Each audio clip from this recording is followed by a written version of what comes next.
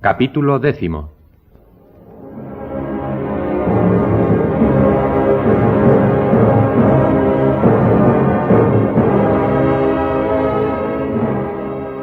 Después de conocer en la isla de Montecristo a aquel extraño y misterioso personaje que ocultaba su identidad bajo el nombre de Simbad el Marino, Franz de Epinay viajó hasta la ciudad de Roma, donde debía reunirse con su amigo Alberto de Morcerf para disfrutar del carnaval. Y aunque tenían problemas para disponer de un carruaje aquellos días, sí consiguieron uno para recorrer la ciudad, donde Franz, que ya la conocía, hizo de cicerone.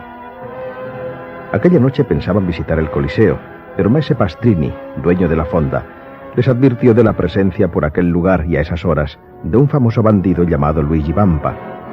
A pesar de los consejos del posadero, los dos amigos determinaron seguir adelante con sus planes.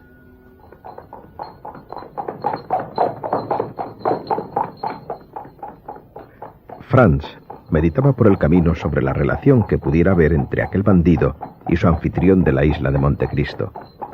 El detalle de que Luigi Vampa soliera refugiarse en la isla y la presencia de dos bandidos corsos entre los hombres de Simbad la noche en que él estuvo allí le llevaron a dicha conclusión, que fue confirmada por Maese Pastrini.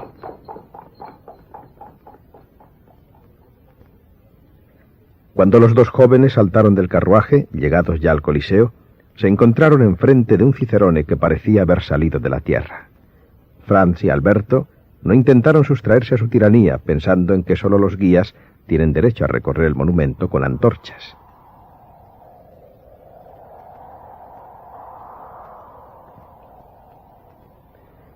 Franz conocía este paseo por haberlo dado 10 veces. Alberto, que se encontró de pronto con aquella inmensa mole, aquella ruina gloriosa, estaba fuertemente impresionado. Franz le dejó marchar en compañía del guía, que insistió en enseñarle la fosa de los leones, la mansión de los gladiadores y el podium de los Césares.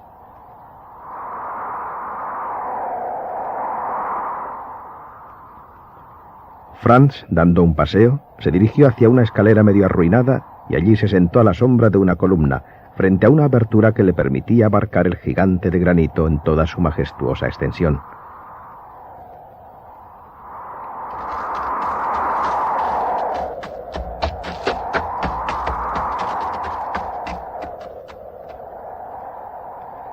Nada extraño tenía que una piedra desquiciada por el tiempo vaya a rodar al abismo, pero a Franz le pareció que fue movida por un pie, y los pasos suaves que sintió a continuación lo confirmaron. En efecto, al cabo de un instante apareció un hombre, saliendo gradualmente de la sombra a medida que subía la escalera, cuya entrada veía Franz frente a él, iluminada por la luna. Podía tratarse de un viajero, pero en la indecisión con que subía los últimos escalones, en la manera con que se paró como a escuchar, era probable que hubiese venido con un fin particular. Por un movimiento instintivo, Franz se ocultó todo lo más que pudo detrás de la columna.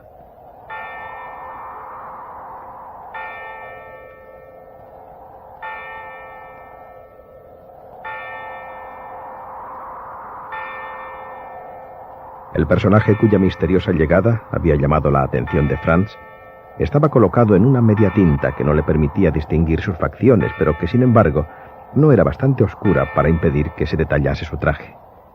Iba envuelto en una gran capa parda, cuyo embozo, caído sobre el hombro izquierdo, le ocultaba la parte inferior del rostro, mientras que su sombrero de anchas alas cubría la parte superior. Solamente el extremo de su traje se hallaba iluminado por la luz oblicua que atravesaba la abertura, y que permitía distinguir un pantalón negro, cuyo botín cuadraba coquetamente una bota charolada.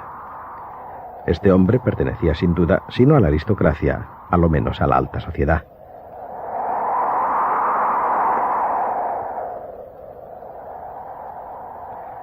Al punto, una sombra interceptó la luz. Apareció un hombre en la abertura, echó una ojeada penetrante por las tinieblas y al fin descubrió al de la capa acercándose a él. Franz continuó oculto, porque entre otras cosas ya era tarde para salir de allí, y escuchó toda la conversación. Dispensadme, excelencia, si os he hecho esperar. Más bien yo me he adelantado. Vengo del castillo de Sant'Angelo y me ha costado trabajo infinito el hablar a Beppo. ¿Quién es Beppo? Un empleado de la prisión a quien tengo destinada una rentilla por saber todo cuanto pasa en el interior del palacio de su santidad. Veo que sois hombre cauto. Nadie sabe lo que puede suceder con el tiempo. Tal vez a mí mismo me pescarán como a ese Pipino y necesitaré de alguna rata que roa a las puertas de mi prisión. En fin, ¿qué habéis sabido? El martes habrá 2 ejecuciones, a las 2, como es costumbre. Un reo será Masolato. Es un miserable que ha matado a un sacerdote que lo educó y que no merece ningún interés. El otro, que será decapitado, es el pobre Pipino. Inspiráis un terror tan grande que quieren hacer un castigo ejemplar. Pero Pipino no es de nuestro partido, sino un pobre pastor que no ha cometido más crimen que el de proporcionarnos víveres. Pues eso le hace cómplice. Así pues, ya veis que le guardan algunas consideraciones. En lugar de martirizarlo, como harían con vos, se contentan con decapitarlo. Per la Madonna, me consideraría muy cobarde si no me moviera por ese muchacho. ¿Y qué vais a hacer? Colocar unos 20 hombres alrededor del cadalso, y en el momento en que le conduzcan, a una señal hecha por mí, nos lanzamos daga en mano sobre la escolta y le libertaremos. Eso me parece muy peligroso. Y decididamente creo que mi proyecto vale mucho más que el vuestro. ¿Y cuál es vuestro proyecto? Dar 2000 piastras a una persona que yo conozco y que obtendrá que la ejecución de Pipino se dilate hasta dentro de 1 año. Daré otras 1000 piastras a otra persona, que también yo sé, y lo hará evadir de la prisión. ¿Estáis seguro de obtener buen éxito? Más he de hacer yo con mi oro que vos y toda vuestra gente con sus puñales y sus trabucos. Dejadme y veréis. Cuidado, que el martes es pasado mañana. ¿Y qué? ¿No confiáis? Perdonad. ¿Y cómo sabremos si lo habéis conseguido? Bien sencillo. He alquilado los 3 últimos balcones del Palacio Rospoli. Si he conseguido la prórroga, los 2 balcones de los lados estarán adornados con colgaduras de damasco amarillo. Pero en el del medio, damasco blanco, con una cruz roja. ¿Y por quién haréis entregar el perdón? Enviadme uno de vuestros hombres disfrazado de penitente y se lo daré. Gracias a su traje llegará hasta el pie del cadalso y entregará la orden al jefe de la hermandad, que la pasará al verdugo. Y mientras tanto, haced saber esta noticia a Pipino. No se vaya a morir de miedo o a volverse loco. No hayamos hecho un gasto inútil. Escuchad, excelencia. Os profeso un gran afecto, bien lo sabéis. ¿No es así? Yo lo creo, al menos. Pues bien, si salváis a Pipino, no será afecto lo que os profese, será obediencia. Mira lo que dices. Algún día te lo recordaré, porque acaso tenga necesidad de ti. Entonces, excelencia, me encontraréis, como yo os he encontrado ahora. Silencio. Oigo ruido. Conviene que no nos encuentren juntos. Antes de partir, quedamos en que si conseguís la prórroga... El balcón de en medio adornado de damasco blanco con una cruz roja. ¿Y si no lo conseguís? 3 colgaduras amarillas. ¿Y entonces? Entonces, amigo, manejad el puñal como gustéis. Os lo permito. Y yo estaré allí para veros maniobrar. Adiós. Cuento con vos. Contad vos conmigo. Al pronunciar estas palabras, el romano desapareció por la escalera, mientras que el otro, cubriéndose más que nunca con su capa, pasó junto a Franz y descendió al círculo por las gradas exteriores. Un segundo después, oyó aquel resonar su nombre por las bóvedas. Era Alberto que le llamaba.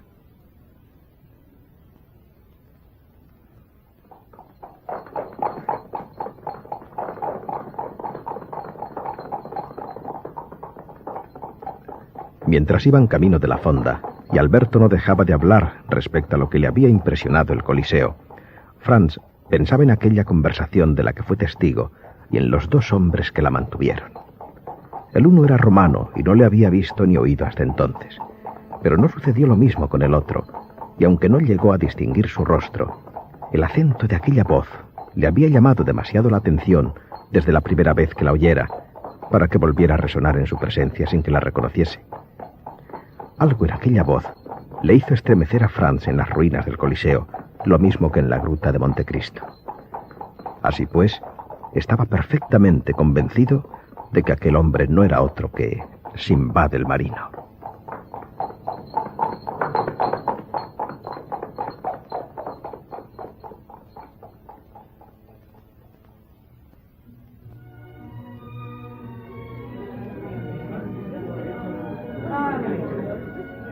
Al día siguiente, Alberto reservó un palco en el Teatro Argentino, a donde fue acompañado de su amigo Franz.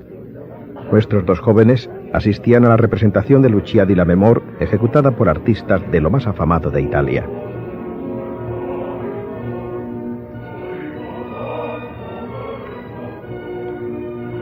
Alberto, en el palco, volvía la espalda a los actores, inclinándose para observar al público, buscando las mujeres más hermosas. Estaba un poco decepcionado porque después de 4 meses en Italia no había tenido una sola aventura. Adquirió el convencimiento de que las italianas tienen sobre las francesas la ventaja de ser fieles a su infidelidad. Hacia la mitad del primer acto, la puerta de un palco que había permanecido vacío se abrió y Franz vio entrar a una mujer a la cual conociera en París y que creía aún en Francia. Notó Alberto el movimiento que hizo su amigo al ver aquella aparición y volvióse hacia él para preguntar. ¿Conocéis acaso a esa mujer? ¿Sí? ¿Qué os parece? Encantadora, admirable. ¿Es francesa? Veneciana. ¿Y cómo se llama? La condesa Genoveva. Dicen que además de ser hermosa, tiene talento. Diantre. Cuando pienso que pude ser presentado a ella en el último baile de Madame Villefort... ¿Queréis que repare esa falta? ¿Cómo? ¿La conocéis tan íntimamente que podéis llevarme a su palco? He tenido el honor de hablarla 3 o 4 veces en mi vida. Pero, bien lo sabéis, es lo bastante para no cometer una indiscreción. En ese momento, la condesa descubrió a Franz y le hizo con la mano un ademán gracioso, al cual respondió él con una respetuosa inclinación de cabeza.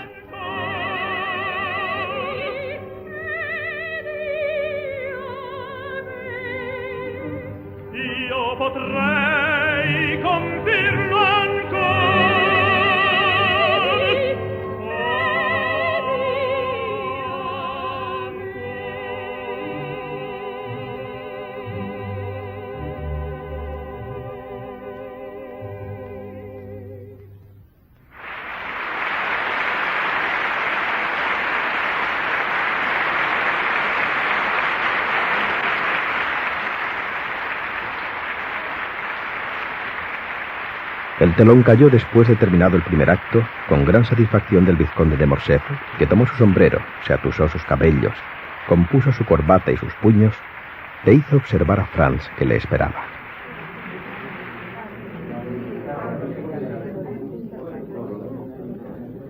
Franz presentó a Alberto a la condesa como uno de nuestros jóvenes más distinguidos por su posición social y por su talento, lo que por otra parte era verdad. Y pronto encontró un excelente asunto de conversación: París.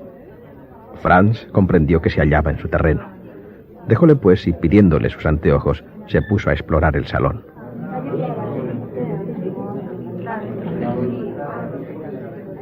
Sola, en el delantero de un palco de la tercera fila, enfrente de ellos, estaba una mujer admirablemente hermosa, vestida a la griega. Detrás de ella y en la sombra, se divisaba la forma de un hombre cuyo rostro era imposible distinguir. Perdón, condesa. ¿Conocéis a aquella dama? Caballero. Perdonad, condesa, pero pienso que su traje griego es lo suficientemente llamativo como para atraer la atención incluso de vos. En ese caso, aunque muy poco sé, querido Franz.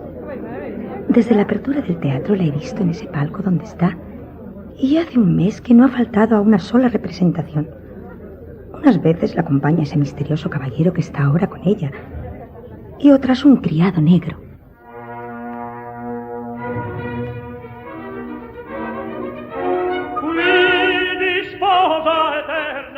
A los primeros sonidos de la orquesta, Franz vio al misterioso caballero levantarse despacio y acercarse a la griega, que se volvió para dirigirle algunas palabras. Franz reconoció en aquel hombre al mismo que le atendió en la isla de Montecristo, aquel que vivía en un palacio subterráneo, posiblemente el mismo cuya voz había creído reconocer en las ruinas del Coliseo. Ya no le cabía duda. El extraño viajero estaba en Roma. Perdonad otra vez, condesa. Hace poco os he preguntado si conocíais a la mujer griega. Ahora os pregunto si conocéis a su marido. Lo mismo que a ella. ¿No habéis reparado nunca en él? He aquí una pregunta, princesa. Bien sabéis que para nosotras, las italianas, no hay otro hombre en el mundo más que el que amamos. ¿Es verdad? En todo caso, debe de ser algún recién desenterrado, algún muerto salido de su tumba con permiso del enterrador, porque me parece horriblemente pálido. Pues siempre está lo mismo. ¿Vos le conocéis? Entonces, ¿yo soy la que debo preguntaros quién es? Creo haberle visto y me parece reconocerle. Cuando se ha visto a un hombre semejante, comprendo que jamás se olvide. Es preciso que yo sepa quién es. Franz se levantó con la intención de cruzar hasta el palco de aquel misterioso personaje, pero la condesa le detuvo con una extraña expresión en sus ojos. No me abandonéis, os lo ruego. Quedaos aquí. ¿Qué os sucede, condesa? ¿Tenéis miedo? Escuchad. Byron me ha jurado que él cree en los vampiros. Me ha dicho que los había visto. Me ha descrito su rostro y es absolutamente semejante al de ese hombre. Esos cabellos negros, esos ojos que brillan como una llama extraña, esa palidez mortal. Os ruego que nos vayáis a verle. Tengo mucho interés en conocer a ese hombre. ¿Y vais a rehusar mi compañía? Además, tengo que marcharme y me gustaría que me acompañaseis. ¿No os importa que sea mi amigo Alberto el que os lleve a vuestra casa en mi lugar? Comprended, condesa. Debo saber quién es. Hoy no. ¿Seréis tan poco galante de no aceptar mi compañía? Franz no podía dar otra respuesta que la de tomar el sombrero, abrir la puerta y presentar su brazo a la condesa. Allí, en aquel palco, otra vez en la sombra, quedaba el misterioso caballero.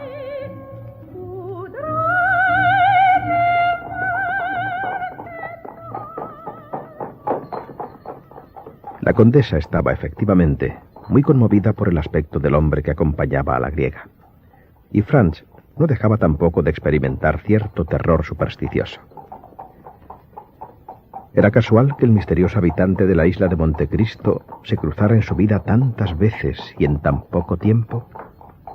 No me siento bien y tengo necesidad de estar sola. La vista de ese hombre me ha trastornado. Tenéis que prometerme una cosa, Franz. ¿Cuál? Prometedmela. Todo cuanto queráis, excepto renunciar a descubrir a ese hombre. Tengo motivos que no puedo deciros para desear saber quién es, de dónde viene y a dónde va. De dónde viene lo ignoro, pero puedo deciros que va al infierno. Volvamos a la promesa que queríais exigir de mí. Entrad directamente en vuestra casa y no busquéis esta noche ese hombre. Hay cierta afinidad entre las personas que se separan y las que se reúnen. No sirváis de conductor entre ese hombre y yo. Mañana correréis tras él cuando queráis, pero jamás me lo presentéis si no queréis hacerme morir de miedo. Así pues, buenas noches. Procurad dormir. Yo sé bien que no podré cerrar los ojos.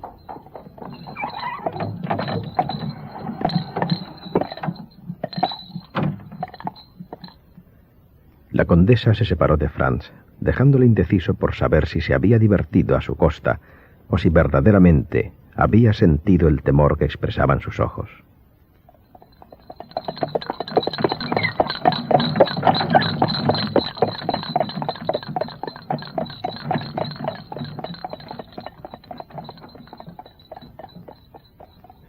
Cuando Franz entró en la fonda, encontró a Alberto esperándole, tendido en un sillón y fumando un cigarro. Ah, sois vos. En verdad que no os esperaba hasta mañana. Lo único que quería la condesa es que la acompañara hasta su casa. Tenía miedo. ¿Miedo de qué? ¿De ese caballero que estaba con la hermosa griega? No sé de dónde diablos os han venido esas ideas del otro mundo. Un poco pálido, es verdad. Pero bien sabéis que la palidez es un signo de distinción. En ese momento se abrió la puerta y Maese Pastrini asomó la cabeza. ¿Se puede entrar, caballeros? Adelante, Maese Pastrini, adelante. Es vuestra casa. Creo que os va a interesar lo que tengo que contaros. Sabréis que el hombre que tiene alquilado el resto de la casa es el conde de Montecristo. ¿Montecristo decís? Así le llaman, señor. Pues bien, sabiendo el apuro en que os encontráis, os ofrece 2 asientos en su carruaje para que podáis disfrutar del carnaval. Ah, y 2 sitios en un balcón del Palacio Rospoli. Pero debemos aceptar la oferta de ese extranjero, a quien no conocemos. ¿Qué clase de hombre es ese conde de Montecristo? Un gran señor siciliano, bueno, o maltés, no lo sé de fijo, pero noble como un columna y rico como una mina de oro. Me parece que si ese caballero fuese de tan buenas... Entrad.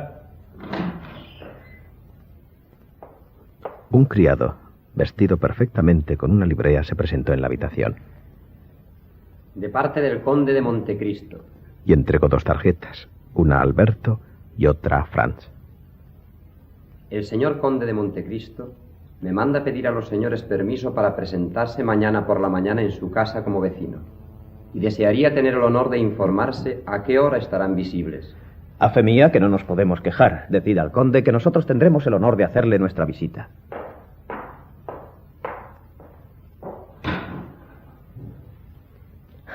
Eso es lo que se llama un asalto de elegancia. Decididamente vos tenéis razón, maese Pastrini. El conde de Montecristo es un hombre enteramente comilfo. Entonces, ¿aceptáis su oferta? Ya lo creo. ¿Qué os parece, Franz? Sí, por supuesto. Sobre todo pensando en ese balcón del Palacio Rospoli. Franz recordó la conversación que había escuchado en el Coliseo entre un caballero embozado y un romano.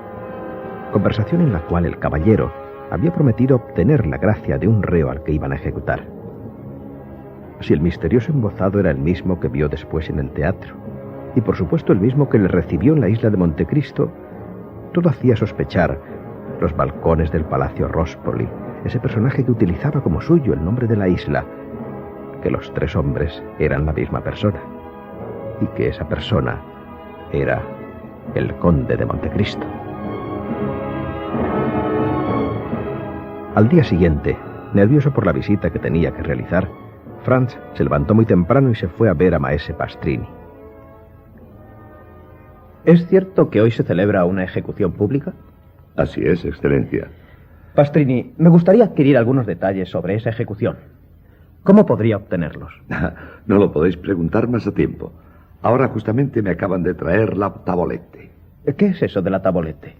Pues unas tablas de madera que cuelgan en todas las esquinas de las calles la víspera de las ejecuciones, y en las cuales están inscriptos el nombre de los sentenciados, la causa de su condena y la clase de suplicio. Este aviso es para invitar a los fieles a que rueguen a Dios para que dé a los culpables un sincero arrepentimiento. ¿Puedo leerla? Sí, ahora mismo, señor. Maese Pastrini volvió en un instante con la tabla. Se hace saber que el martes 22 de febrero, primer día de carnaval, serán por mandato del Tribunal de la Rota ejecutados en la Plaza del Popolo los llamados Andrés Rondolo, culpable de asesinato, y el llamado Pipino, convicto de complicidad con el bandido Luigi Vampa. El primero será macholato y el segundo decapitato. Así pues, los 2 hombres que hablaron en las ruinas del Coliseo no eran otros sino el bandido Luigi Vampa y Simbad el Marino. Poco después, Alberto y Franz llamaron en la puerta que separaba las habitaciones del conde de Montecristo del resto de la casa. Entraron y un criado les acompañó, atravesando 2 piezas amuebladas con un lujo que no creían encontrar en la fonda de maese Pastrini, hasta un salón de una elegancia perfecta. Una alfombra de Turquía cubría el pavimento y los muebles más cómodos adornaban aquella estancia. Magníficos cuadros mezclados de trofeos de armas espléndidas estaban suspendidos en las paredes y hermosas colgaduras flotaban delante de la puerta. Y bien, ¿qué decís de esto? A fe mía, es preciso que nuestro vecino sea algún príncipe que viaja de incógnito. Instantes después, el propietario de todas aquellas riquezas se presentó ante ellos, descorriendo un tapiz. Alberto se levantó y le salió al encuentro, pero Franz, al verle, se quedó clavado en su sitio. El que acababa de entrar no era otro que el hombre de la capa del Coliseo, el desconocido del palco del teatro, el huésped misterioso de la isla de Montecristo.